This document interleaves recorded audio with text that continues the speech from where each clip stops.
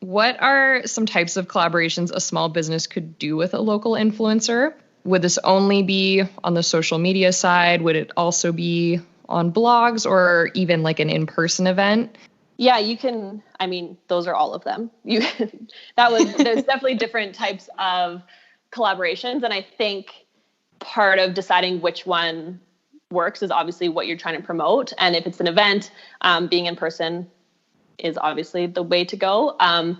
But yeah, so I think you just want to think about what the outcome is and what your business is would make a difference. But some of the different types, like you said, you can go to events. I've been invited where you have to stay for a certain amount of time and you have to post about it, that you're there to get the hype up for whatever it is, whether it's like a restaurant opening or I went to like a Porsche car reveal or something like that. Or Market Mall had like a Christmas thing that I went to that. So there are different types of events that usually that people can go to later. They're usually like a launch or something. That's the best way to do it. But then also you're just creating, it looks cool. And I really hate events like that they want influencers there to just post about because you want other people to get FOMO. I'm not really into that, but it is a type of how you can bring influencers to your events. If you need more people to show up, then you can invite influencers to come. The timeline is interesting, like the required timeline to be there. Yeah.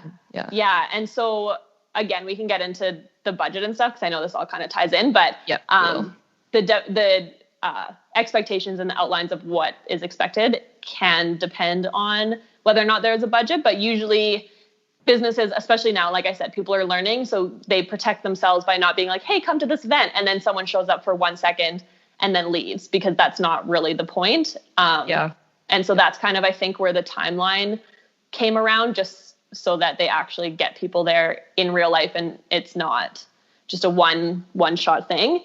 But then the other ones can be showcasing whatever your service is. So whether that's it's hard now with COVID, but going into person to be like, to get your hair done or to try on clothes or whatever that is, or at a restaurant. The other one is just product placement in photos. If you have, like I said, like clothes or whatever it is that you're trying to promote, you can have people just post on their social media. And then blogging is really good as well. And I know there's less bloggers now than there were before because lots of people think that blogs are slowly dying because people aren't reading them, but they're a benefit to brands and businesses, not only because, not to age some of the people that own businesses, but lots of that generation still read things. And so they appreciate a longer article. And I also find that blog posts are more evergreen. And so you can link to them. People can search them. Like SEO lives on forever. And and they're a little bit longer. You can add more photos. It's much more in depth. And so I mean, obviously as a blogger, I value blogs, but that's one of the ways it works out for both parties. I wanted to ask, so you were just mentioning there, going in for like a haircut, also going to events. So influencer marketing really expands to not only products, but services as well. Yeah, it can be any business or service or product can benefit from influencer marketing.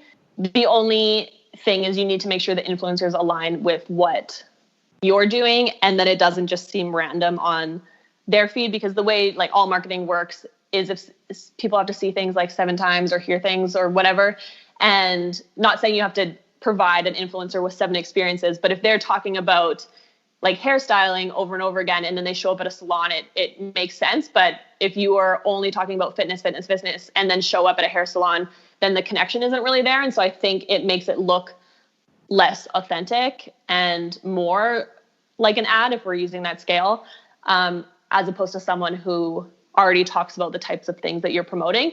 And there is ways to tie them in, and that's that's part of the collaboration between a brand and a person. And so that is something you can do, but any business can use influencer marketing because you're just showcasing what you're offering. And the way to look at it is that you want to provide the influencer with the best experience, whether that's a product experience or service experience or event experience that you can offer, because people are going to decide whether or not to buy your product or service based on what they're seeing. So you want the influencer to be able to talk about it in the most positive light so that trickles down to their audience, if that makes sense.